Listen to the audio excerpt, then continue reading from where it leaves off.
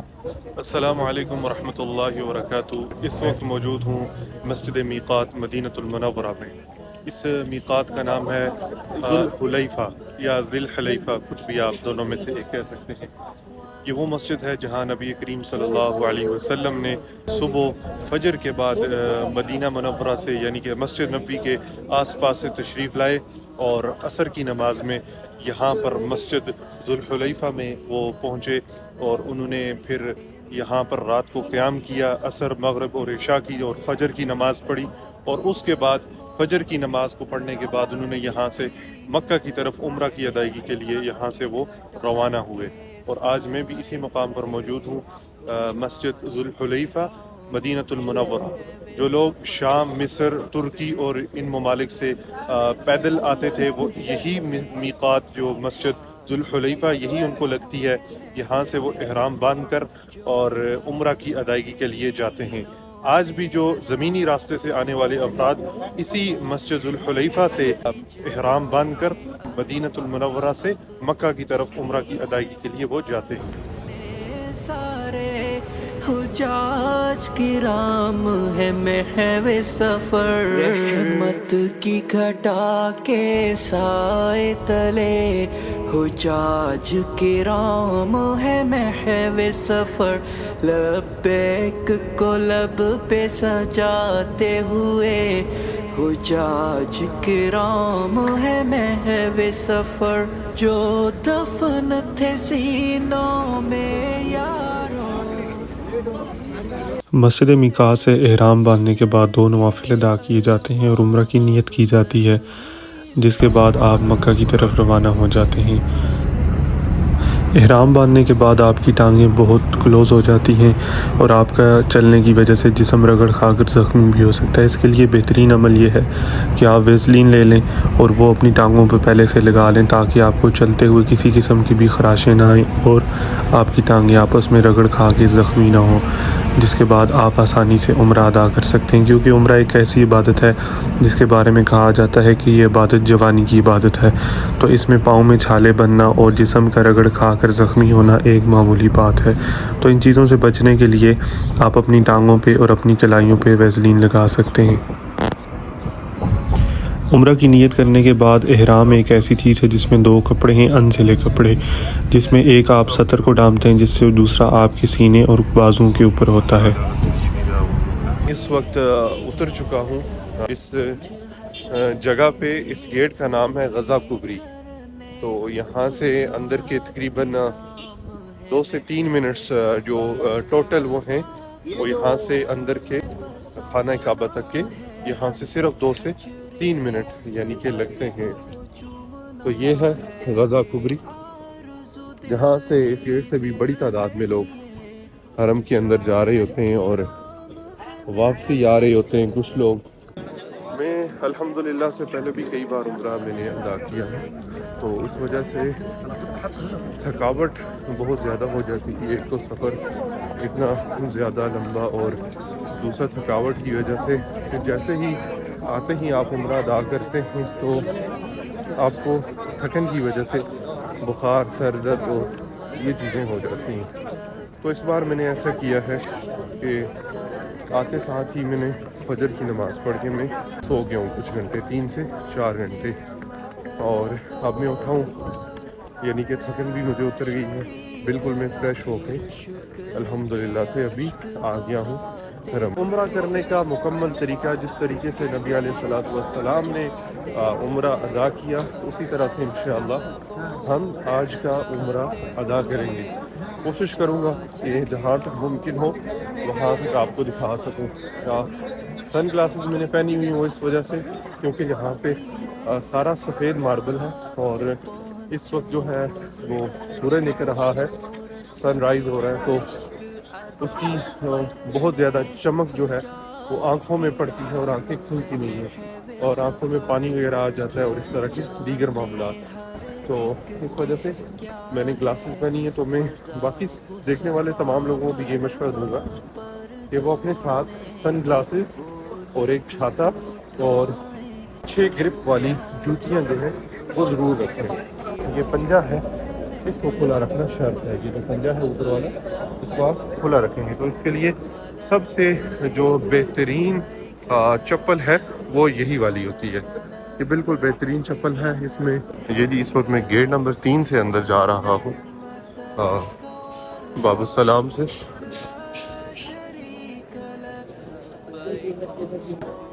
سیڑھیاں ہیں جہاں سے اتر کے آپ خانہ کعبہ کی طرف جاتے ہیں.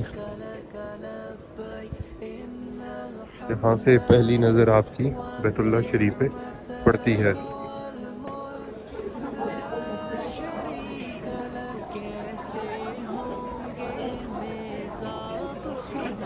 جو پہلی نظر خانہ کعبہ پہ پڑتی ہے کہتے ہیں کہ اس وقت جو بھی دعا مانگ جائے وہ اللہ تعالیٰ قبول فرما دیتے ہیں.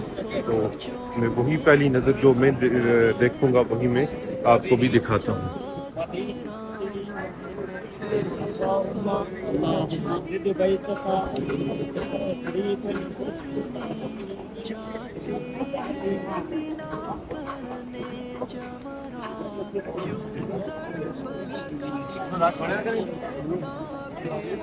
بیت اللہ شریف کو دیکھ کے میری یہی دعا ہے اللہ رب العزت سے کہ جتنے بھی دیکھنے والے حضرات ہیں ان کی تمام جائز خواہشات اللہ پاک قبول و منظور فرمائے. وہ بیمار ہیں اللہ پاک انہیں صحت کاملہ عاجلہ مستمرہ دائمہ نصیب فرمائے. اور جو مقروض ہیں اللہ پاک انہیں قرض سے خلاصی نصیب فرمائے. جتنے بھی لوگ پریشان حال ہیں اللہ پاک ان کی پریشانیوں کو دور فرمائے. جو لوگ کہیں بھی ہیں اسپتالوں میں ہیں گھروں میں جس حال میں بھی ہیں اللہ پاک ان کو صحت عطا فرمائے. جب آپ انٹر ہو جاتے ہیں مطاف میں طواف کرنے والی جگہ پہ تو یہاں پہ کچھ ضروری چیزیں ہیں. وہ یہ ہے کہ سب سے پہلے اپنا جو دایاں بازو ہے اس کو آپ نے احرام سے باہر نکال لینا ہے. یہ اس طرح سے اپنا جو مردوں کے لیے ہے کہ وہ اپنا دایاں بازو احرام سے باہر نکال لیں گے. اور دوسری چیز جو ہے وہ طواف کی شروع کرنے کی جگہ. تو اس کے لیے بہت ہی آسان طریقہ ہے کہ یہ بیت اللہ یہاں پر حجر اسود ہے. اگر آپ نزدیک نہیں ہیں یا آپ حجر اسود کو دیکھ نہیں سکتے تو اس کے سامنے یہ گرین لائٹس لگی ہوئی ہیں یہ آپ دیکھ سکتے ہیں. تو ان گرین لائٹ سے آپ نے اینٹی کلاک وائز گھومنا شروع کرنا ہے. یعنی کہ یہاں سے جو چکر ہے طواف کا وہ یہاں سے شروع ہو جاتا ہے.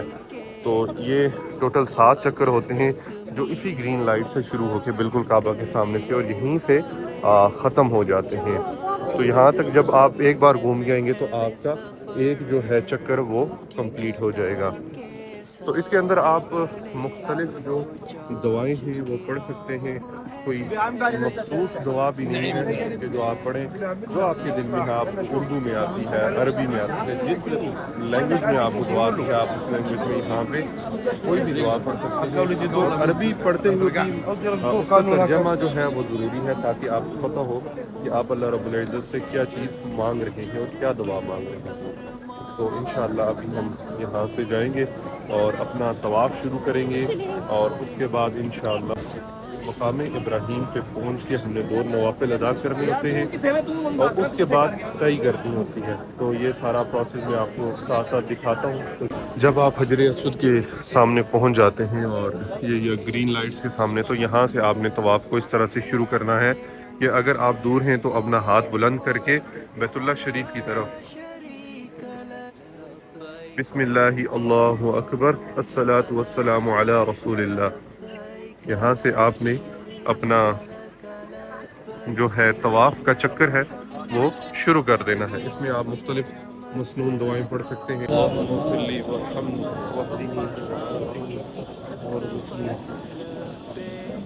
اللہم ربنا آتنا فی الدنیا حسنہ وفی الآخرۃ حسنۃ وقنا عذاب النار. جو دفن تھے سینوں میں یارو مدت سے ہجر کے ارماں اب تک میلے وفا کرنے سارے حجاج الحمدللہ ہمارے طواف کے چکر مکمل ہو چکے ہیں۔ اب خانہ کعبہ کے دروازہ کے بالکل سامنے یہ وہ مقام ہے جسے مقام ابراہیم کہا جاتا ہے۔ اس کے سامنے آپ کو جہاں بھی کہیں جگہ ملے آپ 2 نوافل ادا کریں، جن میں پہلی رکعت میں سورہ کافرون اور دوسری رکعت میں سورہ اخلاص پڑھیں۔ یہ مستحب عمل ہے۔ اس کے بعد یہاں سیدھا مقام ابراہیم کے بالکل سامنے آپ کو بورڈ نظر آ جائے گا جس سعی جو ہے وہ 2 پہاڑوں کے درمیان چکر لگانے کو یعنی کہ 7 چکر لگانے کو سعی کہا جاتا ہے۔ یہ وہی 2 پہاڑ ہیں جو کعبۃ اللہ کے بالکل سامنے ہیں، اور ان پہاڑوں کے اوپر حضرت حاجرہ نے 7 چکر لگائے تھے پانی کی تلاش میں۔ تب یہ علاقہ بہت بنجر تھا۔ حضرت ابراہیم علیہ السلام اللہ تعالیٰ کے حکم کے مطابق اپنے چھوٹے سے بچے کو جو چند ماہ کا تھا بھی، حضرت اسماعیل علیہ السلام، ان کو یہاں پہ چھوڑ کے اور حضرت حاجرہ کو اللہ تعالیٰ کے حکم پہ اس وادی میں چھوڑ کے وہ یہاں سے چلے گئے تھے۔ تو جو حضرت اسماعیل علیہ السلام میں انہیں بہت شدید قسم کی پیاس لگی، اور وہ 2 پہاڑیاں ہیں صفا اور مروہ، ان کے اوپر انہوں نے چکر لگائے پانی کی تلاش میں۔ جب وہ صفا پہ جا کے دیکھتی تھی ارد گرد، پھر مروہ پہ، اس کے درمیانی جو جگہ ہے وہ جگہ تھوڑی سی نیچی جگہ تھی، تو حضرت اسماعیل علیہ السلام نیچے کعبۃ اللہ کے قریب ہی وہ تھے اور وہ اپنی ایڑیاں رگڑ رہے تھے۔ حضرت حاجرہ اس وقت اوپر چکر لگا رہی تھی دونوں پہاڑیوں کے اوپر۔ کچھ دیر کے بعد انہوں نے جب دیکھا حضرت اسماعیل علیہ السلام جس جگہ پہ ایڑیاں رگڑ رہے ہیں، وہاں پہ اللہ تعالیٰ کے حکم سے وہاں پہ حضرت اسماعیل علیہ السلام یعنی کہ وہاں پر نیچے تھے، وہ ایڑیاں رگڑ رہے تھے، وہاں سے پانی جاری ہو گیا، جس پانی کو حضرت حاجرہ نے اپنے ہاتھوں سے اس کے ارد گرد مٹی ڈال کے تھوڑا سا بند بنا کے اس کو بولا زمزم، یعنی کہ ٹھہر جا، تو وہ پانی ٹھہر گیا، جو آج بھی ایک مقدس پانی اسلام کی تاریخ میں جس کو سمجھا جاتا ہے۔ جب آپ سعی کرنے آئیں گے تو یہاں پہ کھڑے ہو کر قبلہ کی طرف منہ موڑ کے، یعنی کہ پیچھے قبلہ ہے، قبلہ کی طرف منہ موڑ کے اس پہاڑی کے آگے کھڑے ہو کے آپ دعا کر سکتے ہیں، اور اس کے بعد یہ چکر جو ہے صحیح کے یہ آپ شروع کر سکتے ہیں۔ یہ چکر یہاں سے صفا سے شروع ہوتا ہے اور وہاں پہ مروہ پہ جا کے یہ ایک چکر کمپلیٹ ہوتا ہے۔ یہ وہ پہاڑی ہے، صفا کی پہاڑی، یہ آج بھی اپنی جو اصل حالت کے اندر موجود ہے۔ یہ کعبۃ اللہ کے بالکل یہ سامنے ہے۔ اب اس کو شیشہ وغیرہ لگا کے انہوں نے اس طرح اس کو کر دیا ہے، یعنی بند کر دیا ہے، اور اس پر اوپر جانے کی اجازت نہیں ہے۔ تعمیراتی کام کی وجہ سے یہ اب بہت مختصر ہو چکی ہے۔ پہلے تو یہ جو لوگ معذور ہیں یا جو لوگ زیادہ عمر کے ہیں نہیں چل سکتے، ان کے لیے یہاں پہ بہت سی سہولیات ہیں، جیسا کہ آپ کو یہ مل جاتے ہیں ویل چیئرز والے۔ یہ خود یہ جو جیکٹس پہنی ہوئی ہیں انہوں نے، یہ یہاں پہ عملے میں ہے، یہ آپ سے 50 یا 60 ریال لیتے ہیں۔ یہاں سے جی صحیح شروع ہو جاتی ہے۔ اس سے صحیح کے دوران آپ عربی میں آپ کو جو دعائیں آتی ہیں آپ وہ پڑھ سکتے ہیں، آپ کو اردو میں جو دعائیں آتی ہیں وہ اللہ رب العزت سے مانگ سکتے ہیں۔ یعنی کہ یہ وہ 2 پہاڑیاں ہیں جہاں پہ حضرت حاجرہ نے یہاں پہ اپنے چھوٹے سے بچے حضرت اسماعیل کو باہر بیت اللہ کے سامنے رکھ کر یعنی یہاں پہ انہوں نے چکر لگائے تھے۔ تو اللہ تعالیٰ نے اس کو کتنی فضیلت بخشی کہ آج حج پہ عمرہ پہ آنے والے تمام ہی لوگ یہاں پر یہ چکر لگاتے ہیں، 7 چکر یہ لگاتے ہیں۔ جہاں سے یہ گرین لائٹ شروع ہوتی ہیں وہاں سے مرد حضرات دوڑ کر سعی کرتے ہیں اور عورتیں تیز رفتار میں۔ اگر رش نہ ہو تو آپ دوڑ کے یہاں سے صحیح کریں، اگر رش ہے تو آپ آہستہ رفتار میں چلیں تاکہ کسی دوسرے کو تکلیف نہ پہنچے۔ یہ آرزو دل ہی دل میں لیے حجاج کرام ہے محو سفر۔ لبیک اللہم لبیک لبیک لا شریک لک لبیک ان الحمد والنعمت لک والملک لا شریک لبيك اللهم لبيك لبيك لا شريك لك لبيك إن الحمد والنعمة لك والملك لا یہ مروہ کی پہاڑی ہے جسے سیسا ڈال کے آج بھی اپنی اصلی حالت میں محفوظ کر لیا گیا ہے۔ عرفات کے میدان جاتے ہوئے اذکار لبوں پہ سجاتے ہوئے حجاج کرام ہے محو سفر، ابھی عشق کی منزلیں اور بھی ہیں عرفات سے۔ یوں ہمارے سعی کے بھی 7 چکر مکمل ہو چکے ہیں۔ اب میں گیٹ سے باہر آ چکا ہوں، میرا عمرہ کمپلیٹ ہو چکا ہے۔ اللہ رب العزت سے دعا ہے کہ اس عمرہ کو ادا کرنے میں جو بھی غلطی کوتاہی کمی پیشی رہ گئی ہو اسے خاص اپنے کرم و فضل سے معاف فرما دے، اور اس عمرہ کا ثواب میری والدہ محترمہ کے نامہ اعمال میں درج فرما دے، اور اس عمرہ کی عبادت کو ان کے لیے مغفرت و بخشش کا ذریعہ بنائے، اور ان کی قبر پر کروڑوں رحمتیں نازل فرمائے۔ آمین ثم آمین۔